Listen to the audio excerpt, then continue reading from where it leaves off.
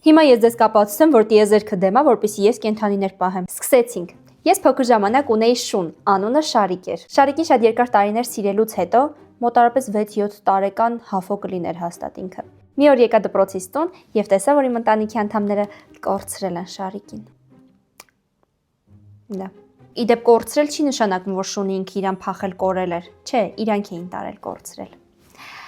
Անցնենք հաջորդին։ Երբ ես փոքր էի, Շարիկը դեռ կար։ Պահում էի նաև նապաստակներ, եւ մի օր դպրոցից տուն գալուց հետո նկատեցի, որ Շարիկը կերել է նապաստակներից մեկին։ Մյուս նապաստակին էլ փրկելու համար ուղղակի տարան գյուղ, թե ուր տարան, չգիտեմ։ Բայց տարան։ Կարող էր անել են կորցրել։ Համենայն դեպս դրա գլուխն էլ Շարիկս կերավ։ Հաջորդ կենդանին, որ պահել եմ, եղել է սպիտակ առնետ։ Առնետի անունը Մկնիկ էր։ Մկնիկին ես պահում էի սովորական գարդոնի ստուփի մեջ, 3-4 օր ինքը այդպես հանգիստ ապրեց, բայց մի օր որոշեց, որ պետքա կրծոտի եւ փախնի այդտեղից։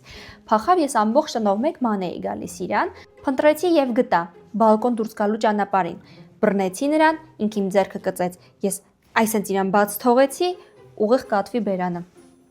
Ներքևը կատու կար կանգնած, կատուն համբարեց եւ տարավ նրան։ Տրավմա, որը երբեք չի վերականգնվի։ Իրականում էլի կենդանիներ են պահել, եթե ցանկանում եք կարող եմ մաս երկուսում էլ իրանց ճակատագիրը պատմել։